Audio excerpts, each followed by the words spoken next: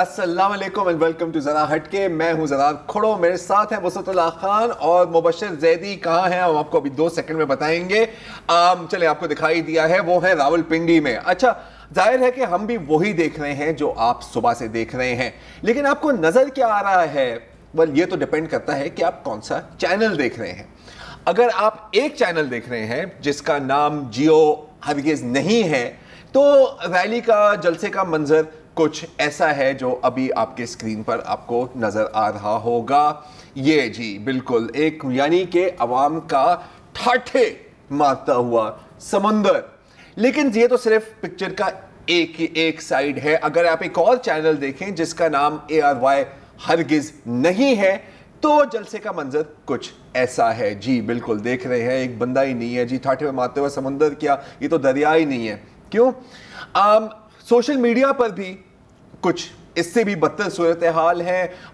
कभी हमें मुमताज़ कादरी के जनाजे की तस्वीरें नज़र आती हैं, कभी हमें ब्राज़ील के ट्रैफिक जैम की तस्वीरें नज़र आती हैं, और इक्का दुक्का तो मैंने अरब स्प्रिंग और तकसीम स्क्वायर की भी वीडियोस देखे हैं।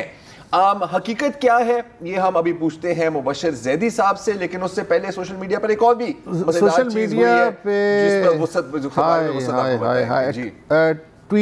ट्वीट आज का जो ट्वीट ऑफ द डे है सर, वो है जनाब आबिद शेर अली साहब का। बिल्कुल, उन्होंने एक शेर जो है अपने रहनुमा नवाज शरीफ के लिए कोट किया है।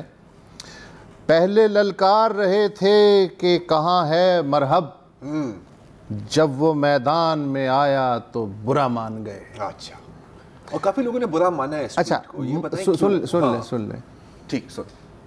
पहले ललकार रहे थे कि कहाँ है मरहब, जब वो मैदान में आया तो बुरा मान गए।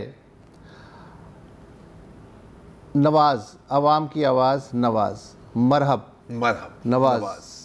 ये आबिद शेर अली को नहीं मालूम कि मरहब कौन है। शायद जंग खैबर में हज़रत अली करम अल्लाह वजहो ने यहूदियों के जिस सरदार का सर कलम किया था उसका नाम था मरहब। और ये ज़ाहिर है कि तमाम जो फ़िरक़े हैं वो इस पे मुत्तफ़िक़ हैं कि ये वाक़या हुआ है। अब आप दोबारा ये शेर सुनिए, पहले ललकार रहे थे कि कहाँ है मरहब, जब वो मैदान में आया तो बुरा मान गए, अवाम की आवाज़ सिर्फ Nawaz. Tweet of the day. ये गलती हुई है या ये PTI में शामिल हो गए? मुझे नहीं पता, लेकिन फिर बाद में पूछा कि क्या ये जेन्युइन अकाउंट है? उन्होंने कहा जी ये जेन्युइन अकाउंट है। और जेन्युइनली तो जोश में बाज़ औक़ात ये भी हो जाता है, वफादारी में और जोश में, बिल्कुल जोश में यही हो जाता है। अच्छा, मुबश्शिर ज़ैदी साहब हमारे साथी अभी कमेटी चौक में ही है, रावलपिंडी में। थोड़ी सी हमारी कनेक्शन में मुश्किल हो रही है।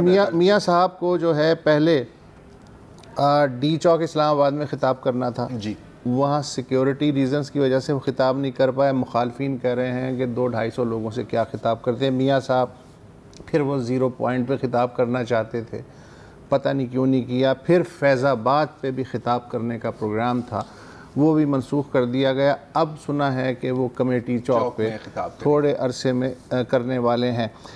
इस दौरान जो आदाद शुमार हैं वो बड़े इंटरेस्टिंग हैं। 2500 पुलिस वाले रैली के शुरका के लिए, इसलिए कि आपको पता है कि अमन व अमान और टेररिज्म की क्या सूरत हाल है। 1200 जो हैं एलीट कमांडोज़ वो नवाज शरीफ साहब की हिफाजत के लिए हैं।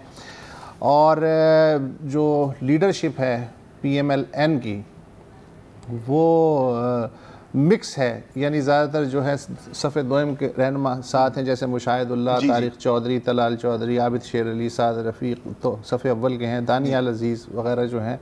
लेकिन शाम के बाद सुना ये है कि लोगों की तादाद में इजाफ़ा हो रहा है। लेकिन कमेटी चौक में चूँकि हमारे साथी मुबश्शिर ज़ैदी मौजूद हैं जो इस वक्त चांद नवाब के फ़राइज़ अंजाम देने की कोशिश करें। जी मुबश्शिर।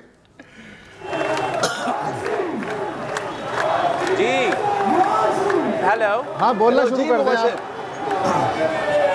जी सर, मैं सुबह से इस रैली के साथ हूँ और अब मेरे ख्याल में वो पॉइंट है जिसका यहाँ पर सबको इंतज़ार है कि नवाज शरीफ साहब यहाँ आकर के बात करेंगे। ये जगह जो है ये कमेटी चौक और लियाकत बाग के दरमियान वाक़ है रावलपिंडी में।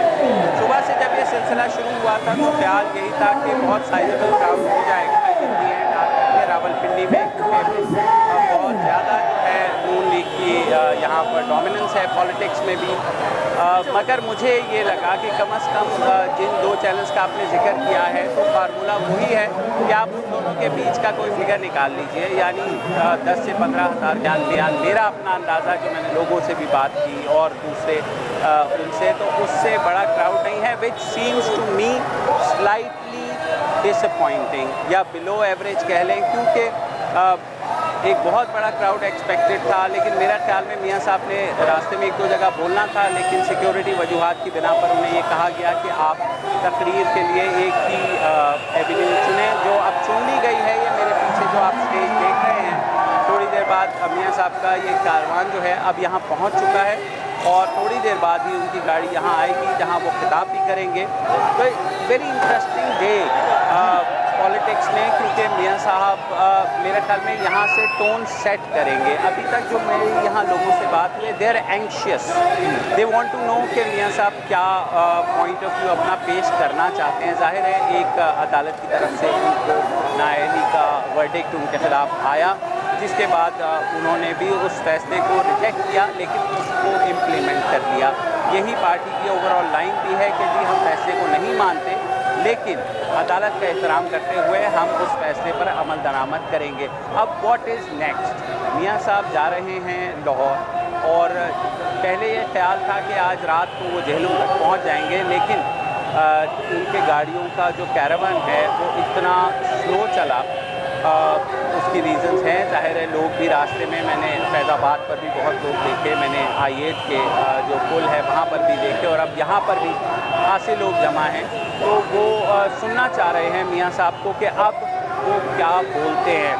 इससे कोई तकरीबन 1 घंटे पहले जो वज़ीर रेलवे हैं साद रफ़ीक, वहाँ आकर के उन्होंने तकरीर की और कमोपेश वही कहा जो कि वो कहते आए हैं कि ये जो सारे वर्डिक्ट है और पाकिस्तान में जमहूरियत जो है ख़तरे में जो आ जाती है, हमें ऐसा एक चार्टर बनाना पड़ेगा जिसमें आइंदा कोई प्राइम मिनिस्टर जो वोट लेकर के आया है उसको किसी भी वजह से 5 साल से पहले घर नहीं भेजा जा सकेगा।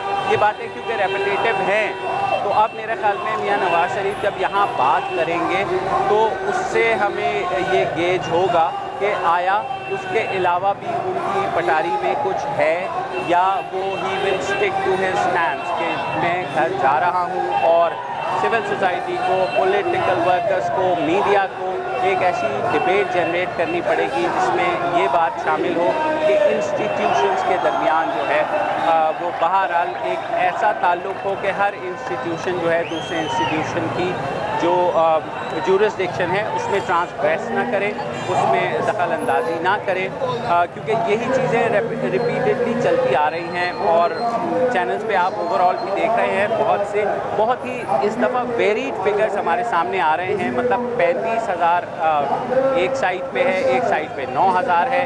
कुछ एंकर जो है वो कह रहे हैं बहुत ही शानदार हुआ है, और कुछ कह रहे हैं कि बिल्कुल ही फ्लॉप हुआ है। मेरे ख्याल में रियलिटी इज़ इन बिटवीन। लेकिन जो लोग पिंडी में, क्योंकि मैं इस्लामाबाद रावलपिंडी में रहा हूँ बहुत ज़्यादा, तो मुझे ये बात पता है कि यहाँ पर एक बड़ा जलसा करना निस्बतन आसान होता है। तो अगर जितने लोग यहाँ पर हैं, जो कि शायद 15,000 हों, या चले अगर मियाँ साहब जब बात करेंगे हो सकता है मज़ीद लोग आएंगे, 20,000 तक हो जाएं, तो वो एक अकेला MNA लेकर के आ सकता है। मुझे लगता है कि क्लैरिटी शायद अभी तक नहीं है लीडरशिप की तरफ से भी वर्कर्स के लिए कि क्या वो कहना चाह रहे हैं, क्या उनका लाए अमल होगा, क्योंकि उनका एक स्टैंडर्ड जो है वो ये है कि वो घर जा रहे हैं। अब घर जा रहे हैं का मकसद ये है कि आया वो पार्टी में क्या किरदार अदा करेंगे, NA 120 में वो किसको जो है अपना जो है जानशीन मुकर्रर करेंगे पार्टी में भी। और अगर शहबाज शरीफ साहब ने इन केस अगर कोई रिमोट चांस बचा है सेंटर आने का, तो पंजाब में क्या होगा। तो ये सारी चीज़ें हल तलब हैं, और ख्याल यही है कि वो शायद एक एक जगह इन चीज़ों का जवाब देते हुए जाएंगे। तो जो तकरीर हम एक्सपेक्ट कर रहे हैं, जो मेरी थोड़ी बहुत बात हुई है, वो जो है उसमें हमें कुछ नया ज़रूर मिलेगा, क्योंकि वर्कर्स हैं, साबिक़ वज़ीर आज़म को सुनने के लिए आए हैं, तो वो जो है कुछ ना कुछ ऐसा ज़रूर बोलेंगे जो शायद अभी तक की जो रैली है जो कि इतनी क्लियर नहीं है उसको कोई डायरेक्शन दे सके। जी मुबशिर, हम देख सकते हैं और इनफैक्ट मैं जो सुनाई में दे रहा है तो क्राउड बहुत लाउड है, बहुत चार्ज है और शायद आपने अगर ये बात की भी हो सकता है कि मैंने सुनी ना हो, लोग आपकी भी बात हुई होगी, आप पूरे दिन कारवान के साथ ही गए हैं और जाहिर है कि पाकिस्तान मुस्लिम लीग नून के कारकुनान आपके इर्द गिर्द हैं इस वक्त पे, तो लोग क्या एक्सपेक्ट कर रहे हैं मियाँ साहब से? आई मीन एक तो चीज़ है कि सही है वो एक्सपेक्ट कर रहे हैं कि आके कुछ बोलेंगे, लेकिन क्या वो ये उनकी ये तवक्को है कि मियाँ साहब बिल्कुल अब खुल के मैदान में आएंगे? और अगर ऐसा ना हुआ तो आपका क्या ख्याल है कि कुछ डिसअपॉइंटमेंट होगी क्राउड में? मेरे ख्याल में बिल्कुल वो एक्सपेक्ट कर रहे हैं कि मियाँ साहब आकर के यहाँ पर खुलकर बात करेंगे। वो बात जो शायद अभी दबे लफ्ज़ों में कही जाती है, वो बात जो कि अब तक शायद कही नहीं गई, और वो अपने वर्कर्स के साथ वो बात करेंगे। अगर वो बात खुल के करते हैं तो मेरे ख्याल में ये एक टर्निंग पॉइंट होगा, क्योंकि ये रैली यहाँ नहीं रुकनी। प्लान में थोड़ी तब्दीली ज़रूर हुई है, पहले उन्होंने जेहलुम जाना था, लेकिन अब ये कहा गया है कि वो रावलपिंडी में ही रात बसर करेंगे और सुबह जेहलुम के लिए रवाना होंगे। तो मेरे ख्याल में ये जहाँ इस वक्त मैं खड़ा हूँ, ये जगह जो कुछ मियाँ साहब यहाँ से कहेंगे it will set a direction. लोगों से जो मेरी बात हुई है खासे गुस्से में हैं, नून लीग के जो वर्कर्स हैं वो उनका ये ख्याल है कि नवाज शरीफ साहब को जो नाअहल करार दिया गया है उसकी वजह जो सुप्रीम कोर्ट ने बनाई है वो उनके लिहाज से काबिल कबूल नहीं है, और यहाँ पर हेलीकॉप्टर्स के ज़रिए कुछ पर्चियाँ भी फेंकी गई हैं फैज़ाबाद में ख़ुसूसन, जिसमें लिखा था कि ये जो मियाँ साहब का कसूर सिर्फ एक अकामा है और बात जो है वो अरबों की गई है। और दूसरी बातें भी हुई कि ये इस्टेब्लिशमेंट इसके पीछे है वगैरह वगैरह। बहुत से जिन भी वर्कर से मेरी बात हुई उनका कमोबेश यही ख्याल है, ये दोनों के जनाब जो नाअहली हुई है वो एक लेसर काउंट पर हुई है, मतलब वो सज़ा जो दी गई है वो उस वजह पे दी गई है जो कि शायद इतनी पीनलाइजेबल नहीं थी। दूसरी बात ये की गई कि पिंडी में जो है जो कि एंटी इस्टेब्लिशमेंट एक वो है कि जनाब ये इस्टेब्लिशमेंट ने एक दफ़ा फिर एक वज़ीर आज़म को जो है घर भेजा है और उसको टेन्योर पूरा नहीं करने दिया गया। तो जब अगर वर्कर एंग्री हो और एंक्शियस भी हो वो सुनने के लिए, तो मेरे ख्याल में मियाँ साहब को कुछ ना कुछ ऐसी बात ज़रूर करनी पड़ेगी कि वर्कर जो है जो शायद उसके दिल में है, जैसे हम कहते हैं कि आप वही सुनना चाहते हैं जो आपके दिल में होता है। तो अगर मियाँ साहब has to come out very clear कि भाई उनका क्या आगे का लाए अमल है। फ़िलहाल घर जा रहा हूँ इज़ नॉट दी नैरेटिव, वो एक खबर तो हो सकती है लेकिन वो एक सेलेबल पॉइंट नहीं हो सकता पार्टी वर्कर्स के लिए। तो उन्हें बहुत से ज़्यादा जो है उन्हें कोई ना कोई वजूहात बयान करनी पड़ेंगी यहाँ पर, और कुछ ज़्यादा कहना पड़ेगा जो वो अब तक कह चुके हैं, क्योंकि ये उनकी पार्टी का स्ट्रॉन्ग होल्ड है। लोग इस जगह जमा भी हुए हैं और ये आज का कम से कम ये क्लाइमेक्स है जो कि मियाँ नवाज शरीफ यहाँ बोलेंगे। और अब जैसे आप नारे सुन रहे हैं, मैंने ये नारा वज़ीर आज़म नवाज शरीफ जगह जगह सुना कि वो लोग कह रहे हैं हम उन्हें अभी भी अपना वज़ीर आज़म मानते हैं, और आप ये देख रहे हैं कि वो वहाँ उनका जो कंटेनर है वो पहुँच गया है बल्कि, और ये आप क्लैपिंग की आवाज़ भी सुन रहे हैं। तो people are now expecting him कि वो जो है बात करें। ठीक है, अच्छा मुबशिर आप हमारे साथ ही रहिए, हमें एक छोटी सी ब्रेक लेनी है और बाद ऐसी कवरेज जारी रहेगी।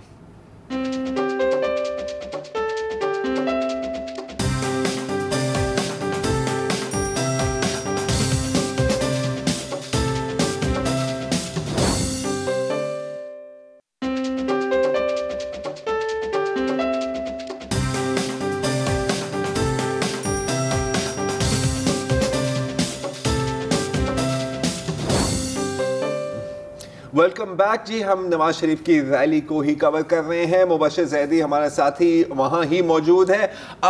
थोड़ी सी उनको सुनने में मुश्किल हो रही है क्योंकि जाहिर है कि वहाँ पर पूरे नून लीग के कारकुनान मौजूद हैं और बहुत शोर शराबा भी है, लेकिन हम फिर भी एक और सवाल करते हैं। मुबशिर जैदी, एक आज 3 अनफॉर्चुनेट इंसिडेंट्स हुए हैं कि ARY मेरा ख्याल है और बोल और समा के रिपोर्टर्स पर मतलब हमला तो नहीं बट उनके साथ कुछ बदतमीजी भी हुई है। समा न्यूज़ की एक गाड़ी पर पथराव भी हुआ है और मरियम नवाज शरीफ साहिबा ने बिल्कुल एक ट्वीट में अपने कारकुनान को कहा है कि जी आप ऐसा हरगिज़ ना करें, और जाहिर है कि जब 15 से 20 हज़ार लोगों का क्राउड हो तो उसको कंट्रोल करना मुश्किल होता है। लेकिन जैसे आप अभी बात कर रहे थे कि कारकुनान का मूड है थोड़ा सा अग्रेसिव, तो वहां पर ये कैसे देखा जा रहा है, खास तौर पे क्योंकि अब एक बड़ी क्लियर डिवाइड है प्रो PMLN चैनल्स और एंटी PMLN चैनल्स में। जी मुबशर। बिल्कुल ज़रा देखें, ये बात सही है। मेरी खास से जो जिन लोगों से भी बात हुई वो मीडिया से शाकी तो हैं, एक सेक्शन ऑफ द मीडिया से। वो ये कहते हैं कि मीडिया डिवाइडेड है। कुछ मीडिया ने बकौल उनके नाजायज़ तौर पर नवाज़ शरीफ और पाकिस्तान मुस्लिम लीग को निशाना बनाया है तनकीद का, और वो किसी के बिहाफ पर ये बात कर रहे हैं। और जो हमने रिएक्शन देखा जिसको हम किसी भी तौर जस्टिफाई नहीं कर सकते, इट्स हाईली कंडेमेबल, ऐसा नहीं करना चाहिए। जो रिपोर्टर्स हैं उन बेचारों का कोई कसूर नहीं है, वो तो वहाँ आकर के सिर्फ रिपोर्ट कर रहे हैं। वो जो फिर रिपोर्ट कर रहे हैं वो वर्कर्स वहाँ खड़े होकर सुन भी सकते हैं। लेकिन ये जो रिएक्शन था मेरे ख्याल में उस चीज़ का रिएक्शन था जिससे आपने प्रोग्राम शुरू किया। ये जो पोलराइजेशन हुई है मीडिया में कि आप तस्वीर का एक सही रुख दिखाने के बजाय वो रुख दिखाना चाहते हैं जो कि या आपको सूट करता है या आपके चैनल की पॉलिसी को सूट करता है। लिहाजा पहली दफ़ा हमने देखा कि दोनों साइड पर इतने वेरीड फिगर्स, कहाँ 9,000 कंजर्वेटिव और कहाँ 35,000 जो है वो एक साइड पे दिए गए हैं बीच का, यानी कोई किसी को वो है ही नहीं, हर कोई अपनी लाइन लेकर के टो कर रहा है। लेकिन मेरी एक दफ़ा फिर दरख्वास्त है और आई एम ग्लैड कि मरियम नवाज शरीफ ने ये ट्वीट किया, बहुत ज़रूरी था कि ये चीज़ होती और लीडरशिप की जानिब से पैगाम आता कि जनाब मीडिया सिर्फ रिपोर्ट करने के लिए चीज़ें यहाँ आया है, उनके पास जो है कोई और उनका मोटिव यहाँ नहीं है। जो प्रोग्राम्स होते हैं वो टोटली डिफरेंट होते हैं, जो कि रोड पर रिपोर्टिंग होती है। जो बेचारा कैमरामैन है या जो बेचारा रिपोर्टर है वो सिर्फ वहाँ से वो चीज़ रिपोर्ट कर रहा है जो हो रही है, और जो चैनल की लाइन है अगर वो उसको उस तरह से लेकर के पेश कर रहा है, मसलन एक चैनल ने नाअहल वज़ीर आज़म का वो जो है बग बना लिया है और दूसरी चीज़ें ऐसी चीज़ें की हैं जिस पे हम इख्तलाफ कर सकते हैं जर्नलिस्टिकली कि भाई वो सही है या लाइन ले रहे हैं। लेकिन बहरहाल मैंने एक गुस्सा ज़रूर देखा है वर्कर्स के अंदर, और फिर लेकिन क्योंकि लीडरशिप की जानिब से पैगाम आया है तो मुझे उम्मीद है कि ऐसा नाखुशगवार वाक़या दोबारा नहीं दोहराया जाएगा। ठीक है मुबश्शिर, बहुत बहुत शुक्रिया आपका। होपफुली अभी देर में शायद साबिक वज़ीर आज़म नवाज शरीफ का खिताब भी हो। In the meantime Mubashir Zaidi उधर ही है। एक कन्फ्यूजन है, जो अगर आप चैनल्स मुस्तकिल देखें, एक तो मुस्तकिल चैनल देखने से दिमाग वैसे ही ख़राब हो जाता है। बेशक नून लीग जो है वो भी कंफ्यूज है इस मामले में, और चैनल्स भी हैं कि ये इस्तकबाल है या ये एहतजाज है या ये फेयरवेल रैली है।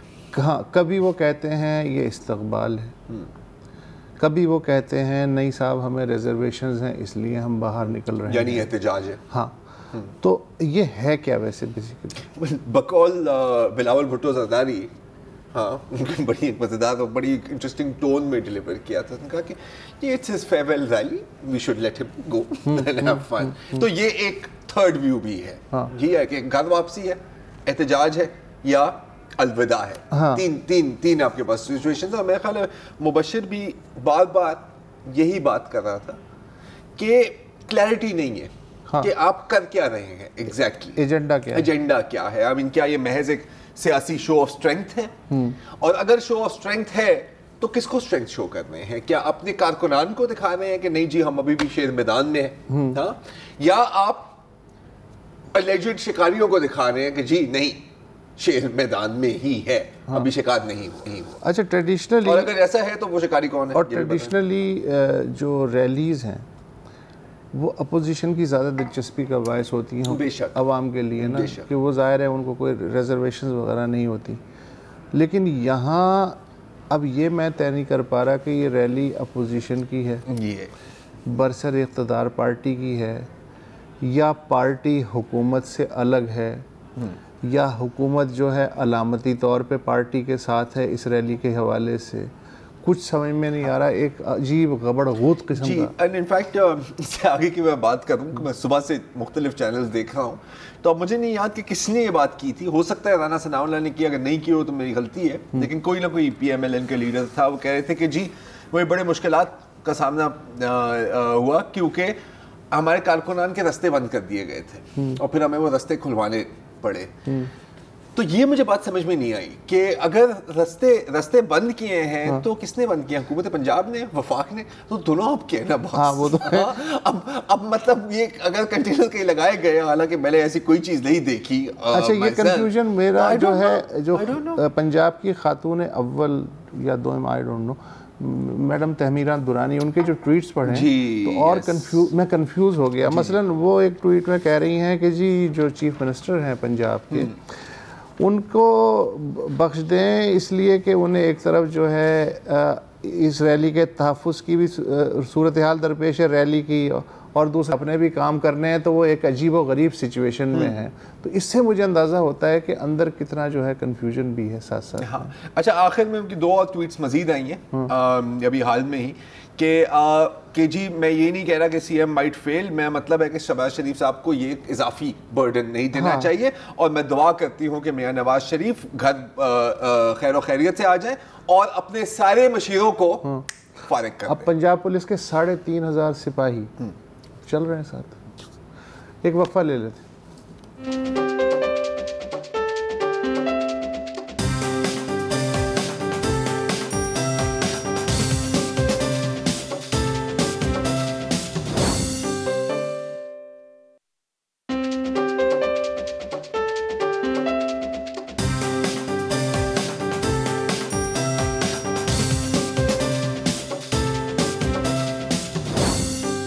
वेलकम बैक जी। सियासत की जंग, इक़्तिदार की जंग तो चलती ही रहेगी, लेकिन इतने में हम ये कभी ना भूलें कि पाकिस्तान की जो असल जंग है, जो हमारे लिए ज़िंदगी और मौत का सवाल है, वो है दहशतगर्दी के ख़िलाफ़ जंग। तो इसी हवाले से आपको बताते चलें कि आज ही सुबह ISPR की जानिब से एक प्रेस रिलीज़ आई जिसमें हमें बताया गया कि पाक फ़ौज के 4 जवान, मेजर अली सलमान, हवलदार ग़ुलाम नज़ीर, हवलदार अख्तर और सिपाही अब्दुल करीम तिमरगरा, अपर दीर के तिमरगरा इलाके में शहीद हुए हैं।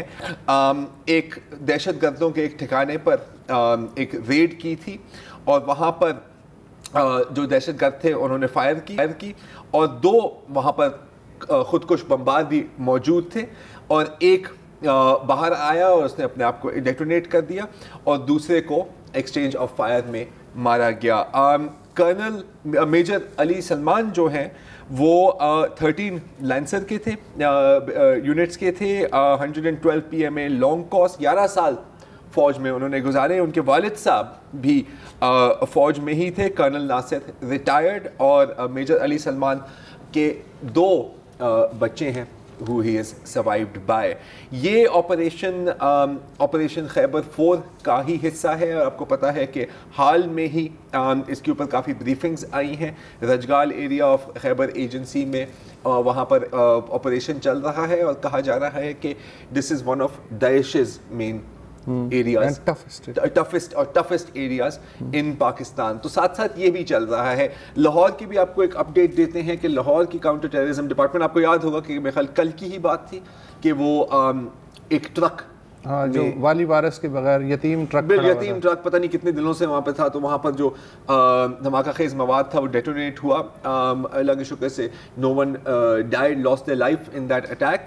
लेकिन उसके बाद लाहौर के काउंटर टेररिज्म डिपार्टमेंट का दावा है कि 4 तहरीक तालिबान के दहशतगर्दों को एक इनकाउंटर में मारा गया है सगिया ब्रिज लाहौर में, और वो ऐसे कि इस ट्रक के इंसिडेंट के बाद एंट्री और एग्जिट पॉइंट्स लाहौर पर काफ़ी ज़्यादा पुलिस को डिप्लॉय किया गया था।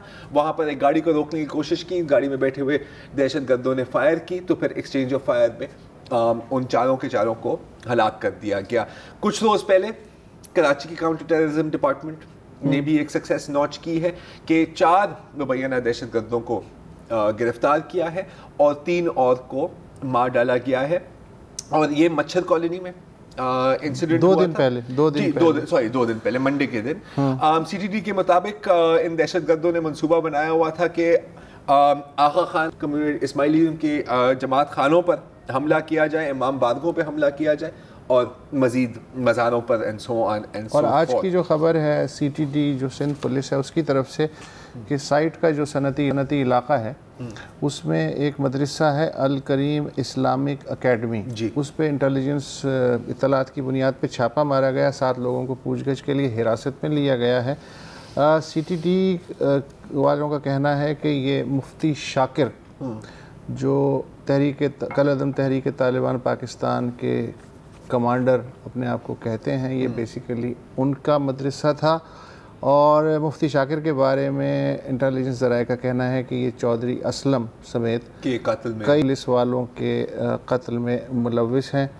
और ये भी जाहिर है कि एक है, तो अब मसला ये है कि एक तरफ तो वो चल रहा है कि अपोजिशन और इल्ज़ाम दर इल्ज़ाम वो है, लेकिन दूसरी तरफ रियासत का ये पहलू भी चल रहा है कि बिल्कुल एक अलग से एक जंग वो भी जारी है जी। और इसके साथ ही जो है वो बिल्कुल। और जब हम बात करते हैं तो देखें मायूस होना बहुत आसान होता है। आई मीन कल भी कल के रोज़ क्वेटा धमाके की 1 ईयर एनिवर्सरी थी, तो it is a tragic event.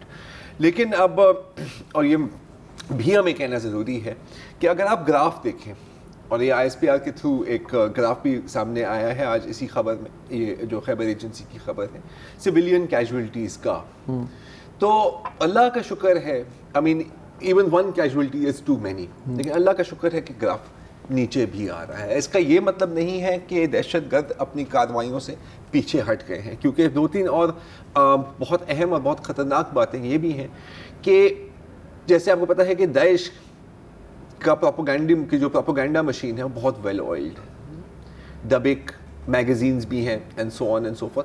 तहरीक तालिबान पाकिस्तान भी अब इस तरह के प्रोपेगेंडा में ख़वातीन के लिए कोई अंग्रेजी ख़वातीन के लिए एक अंग्रेज़ी मैगज़ीन बनाई है। पहले भी उनकी एक मैगज़ीन थी और ये बिल्कुल ग्लॉसी है, और उसमें फिर इंटरव्यूज़ भी हैं कि जी बिल्कुल मैं डॉक्टर होती थी लेकिन अब मैं इस्लाम और जिहाद की पहला जो शुमारा है उसमें जो तहरीक तालिबान पाकिस्तान के जो अमीर हैं, क्या है उनका नाम, मुल्ला फजलुल्लाह, उनकी अहलिया का इंटरव्यू भी है। और ज़ाहिर है कि कम उम्री में उन्होंने शादी की थी और उन्होंने उस इंटरव्यू में कम उम्री में शादी के जो फ़वाइद हैं ख़वातीन को वो भी बताए हैं। तो अब एक तरह से जो इतनी बड़ा रिक्रूटमेंट का था एक सेगमेंट पूरा का पूरा ख़वातीन का, जो कि सिर्फ और जिस पे दाइश की नज़र थी, बिल्कुल अब उसमें कॉम्पिटिशन भी मुकाबले पे उतर आई है। और इंटरनेट पे जब आप बैत करते हैं तो वो खुल के बैत करने से ज़्यादा ख़तरनाक होता है। बिल्कुल, आपको पता ही नहीं है कि आपके घर में क्या चीज़ तब्दील हो गई। नौरीन लगारी का केस याद नहीं है आपको? इनफैक्ट साद अमजद, अब खदशा है कि ज़्यादा नौरीन लगारी सामने ये है। इनफैक्ट आज का हमारा प्लान था कि CTD के जो इंटेलिजेंस SSP हैं, मुसन्निफ भी हैं उमर शाहिद हामिद, उनको दावत देनी थी, लेकिन सियासी सूरत-ए-हाल जो है रैली की वजह से, लेकिन इंशाल्लाह इस पर भी हम बात करेंगे। और स्पेशली कि ये जो नई किस्म की रिक्रूटमेंट्स और नई किस्म की जो टारगेटिंग हो रही है, और हाल में ही मैं पढ़ रहा था कि ये उमर शाहिद हामिद साहब भी एक सेमिनार में थे और उसमें इस खदशे का इज़हार किया गया था कि एकेडमिक इंस्टीट्यूशंस में अब ज़्यादा टारगेटिंग होगी, यानी सेकुलर तालीम, एजुकेशन, सेकुलर तालीम कह सकते हैं आप जी, बिल्कुल। और साद अमजद के केस में हमने ये देखा है ना। तो मदरसों से ज़्यादा आप तवज्जो है, मदरसों पर भी तवज्जो होंगी। वहाँ से आपको फुट सोल्जर्स मिलते हैं ना सर, यहाँ से आपको इंटेलिजेंसिया, ब्रेन ट्रस्ट मिलते हैं। एक वक्फा ले ले, ये गुफ्तगू अभी जारी है लेकिन किसी और तरीके से।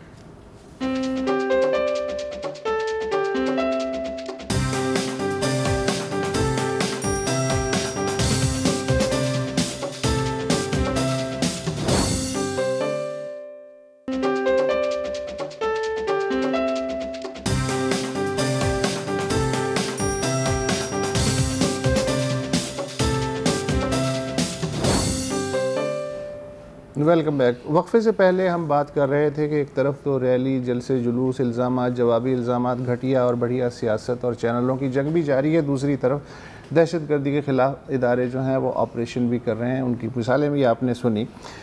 लेकिन एक और चीज़ भी है, वो ये है कि इस मुल्क में दहशतगर्दी के इंसदाद के लिए हर तरह के क़वानीन मौजूद हैं। गद्दारी से कैसे निमटना है, रियासत के ख़िलाफ़ जो जंग करते हैं लोग, उनसे कैसे निमटना है, सब के लिए क़वानीन मौजूद हैं। आम अदालतें मौजूद हैं, इंसदाद दहशतगर्दी की खुसूसी अदालतें मौजूद हैं और फ़ौजी अदालतें भी मौजूद हैं। उसके बावजूद लोगों को जबरी तौर पर गिरफ़्तार करने की बजाय जबरी तौर पे गायब करने का सिलसिला वो अब तक वो भी जारी है और उसमें कोई ख़ास फ़र्क नहीं पड़ा। आजकल सिंध में ये लहर जो है वो ज़्यादा देखने को मिल रही है या मीडिया में ज़्यादा ख़बरें आ रही हैं। मसलन कल ही थरपारकर का जो ज़िला सदर मुकाम है मिट्ठी, वहाँ से एक टीचर और एक्टिविस्ट है, 3 प्रताप शहवानी, नसीर कुंबर और उमर उन्नड़, उन्हें नामालूम अफराद उठा के ले गए और आज शाम को वो वापस आ गए। लेकिन वापस आने से पहले जो वहाँ के लोकल सहाफ़ी हैं वो कहते हैं कि इनके रिश्तेदारों से किसी कागज़ पे दस्तखत करवाए गए हैं, अंडरटेकिंग टाइप। अब पता नहीं उसमें तफसील क्या है, लेकिन माफ़ी तौबा शायद हो सकता है उसमें हो कागज़ में। पुलिस ज़राए कहती हैं कि ये गलत फहमी की बुनियाद पर उठाए गए और पुलिस ज़राए ये भी कहते हैं कि मीडिया और सिविल सोसाइटी के दबाव पे उन्हें छोड़ा गया है। अगर ऐसा है तो ये शायद पहली मिसाल है इस नौइयत की। 5 अगस्त को, अब से कोई 4 दिन पहले, GA सिंध महाज के बैरून मुल्क रहनुमा हैं शफ़ी बुरफत, उनके ख़िलाफ़ कई हैं मुकदमे हैं रियासत के ख़िलाफ़ जंग के। उनके कई इदार जो हैं उनको भी उठाया गया, वो उठा लिए गए। और उससे भी 2 दिन पहले यानी 3 अगस्त को एक थोड़े से मशहूर आदमी हैं पुनहल सारियो, ख़ासे ज़बरदस्त एक्टिविस्ट हैं और वो voice of missing persons Sindh के नायब सदर हैं। उन्हें हैदराबाद में पुलिस कमांडोज़ की वर्दी में 6 लोग आए और उन्हें उठा के ले गए। पुलिस कहती है सानू नहीं पता कौन सन, लेकिन वो वर्दी में आए थे। उनके इस अबडक्शन के ख़िलाफ़ 4 अगस्त को सिंध के अंदरूनी सिंध बहुत सारे शहरों में एहतजाज हुआ, मुजाहरे हुए। लेकिन ज़ाहिर है कि मीडिया चूँकि नेशनल मीडिया है तो अंदरूनी सिंध मुजाहरे कोई ख़ास ख़बर बनते नहीं हैं, तो हमने भी ज़ाहिर है इसकी कवरेज नहीं की है।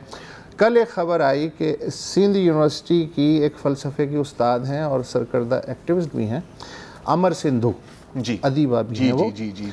और उनके भाई को तलाश करते हुए कुछ लोग उनके घर मीरपुर ख़ास पहुँचे। भाई उनका था नहीं, लिहाजा वो वापस लौट गए। 5-6 महीने पहले भी ये अटैम्प्ट हो चुकी है, तो ये सोशल मीडिया के ज़रिए मुझे ये इत्तला मिली है। सोशल मीडिया के ज़रिए एक और भी इत्तला आज मिली है। अब इसकी इस वक्त तस्दीक हम नहीं कर सके हैं, लेकिन कि जाम शोरो प्रेस क्लब के जो जनरल सेक्रेटरी हैं बादल नोहानी, उनको भी शायद नामालूम अफराद ने उठा लिया। अब हम नामालूम अफराद कहते हैं तो वाकई ही नामालूम ही है, क्योंकि अगर देखें, अगर ऑफिशियल डिनायल आता है पुलिस से कि जी पुलिस कमांडो के लिबास में कोई लोग आए थे, हाँ, लेकिन वो पुलिस नहीं थे, तो ये फिर एक बहुत ही खतरनाक सिचुएशन है। हाँ, नहीं, तो वो कोई है। किसी को भी उठा सकता है ना। पहले तो हम तवज्जो देते थे ना कि जी खैबर पख्तूनख्वा में या बलूचिस्तान में ये होता था, तो बलूचिस्तान में चूँकि हो रहा है लिहाजा ज़ाहिर है वहाँ की तो कोई खबर होती नहीं है। लेकिन अब जब से ये सिंध में जो नई चीज़, ये सूरत हाल शुरू हुई है, तो मुझे याद आ रहा है कि सुप्रीम कोर्ट का हम बहुत एहतराम करते हैं सभी, और हम कहते हैं कि इदारे जो हैं उन्हें मजबूत करना चाहिए और सुप्रीम कोर्ट ज़ाहिर है सबसे उसके ख़िलाफ़ कोई तौहीन आमेज़ बात नहीं होनी चाहिए। लेकिन जब यही सुप्रीम कोर्ट जबरी गुमशुदगियों के ख़िलाफ़ तहकीकाती कमीशन कायम करती है, तो उसकी जो भी सिफारिशात होती हैं जिन इदारों के लिए भी होती हैं, उनमें से कोई उन पर अमल नहीं करता और सुप्रीम कोर्ट ज़ाहिर है कि उसका फिर कोई सवाल भी नहीं करती या नोटिस भी नहीं लेती कि भाई साहब ये हमने इतनी मेहनत से जो कमीशन बनाए थे, ये इनकी रिपोर्टें पकौड़े बेचने के लिए तो नहीं इस्तेमाल होती ना, इसके कागज़, तो वो ज़रा हमें बताएं कि कितना अमल हुआ या नहीं। सबको अंदाज़ा है कि इस एक्सरसाइज का कोई फ़ायदा हासिल हुसूल नहीं है। तो मुझे यही एक पैराडॉक्स लगता है कि जब ये सारे क़वानीन आपने बना लिए दहशतगर्दी और उसके ख़िलाफ़, तो फिर इसकी ज़रूरत जो है वो क्यों है? क्या आप मैसेज देना चाह रहे हैं सोसाइटी को, हो सकता है कुछ ग्रुप्स को, कि भाई साहब क़वानीन अपनी जगह, अदालतें अपनी जगह, आइन अपनी जगह, लेकिन मसला ये है कि अगर आपने लाइन क्रॉस की तो, या आपने क्रॉस नहीं भी की मगर हमें शुबा हो गया कि आप लाइन क्रॉस कर रहे हैं, तो ये है, तो फिर तैयार रहिए। हाँ। देखिए अब again to play devil's advocate, ठीक है, बिल्कुल 100% और इसमें कोई शक नहीं है कि जो भी आपके दुश्मन है वो आपके खिलाफ साजिश करेंगे, ठीक है, और जाहिर है कि उस साजिश को कामयाब करने के लिए लोकल एजेंट्स की ज़रूरत होती है। अब कभी कभी लोग यूज़ होते हैं, विलिंगली यूज़ होते हैं, उनको पता होता है हमें कौन यूज़ कराए, कभी कभी अनविलिंगली भी आप या अनविटिंगली आप यूज़ हो जाते हैं या आप एक प्रोपेगेंडा के लिए इस्तेमाल किए जाते हैं। ये सब कुछ भी होता है और बिल्कुल I mean I would love to believe कि you know this will make us safer, लेकिन मसला ये है, और वही जो आपने अभी बात की, कि आपके पास एक नहीं, दो नहीं, कोई 10 दर्जन कवानीन हैं जो इन सारी चीजों को कवर करते हैं। इदारे मौजूद हैं, इदारे भी मौजूद हैं, और रियासत को ताकतवर करने के लिए कानून का ही सहारा लेना पड़ता है ताकि थिंग्स आर। अच्छा, वो कानून भी आपने अपनी मर्जी से बनाए, ये तो उन्हीं पे अमल कर लें, वो भी आपसे नहीं हो पा रहा है। तो मुझे नहीं मालूम कि ये जो है इसका बुनियादी तौर पे मकसद जो है वो इज्तिमाई है या इनफरादी है। बहरहाल कुछ तो हम भी जानते हैं, लेकिन जाहिर है कि इससे ज़्यादा बात हो नहीं सकती। एक बात ऐसा कहना कुछ और है।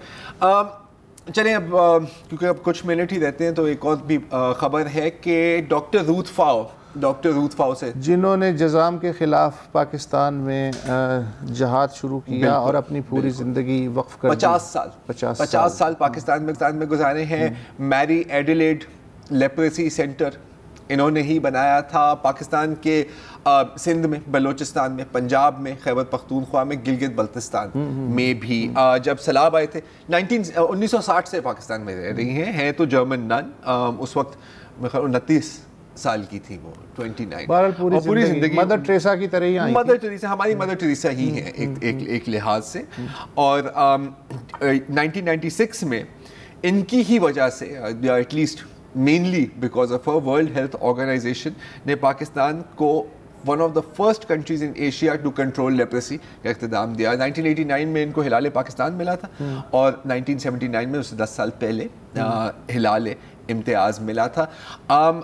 आज डॉक्टर फाओ कराची के आगा खान हस्पताल में हैं।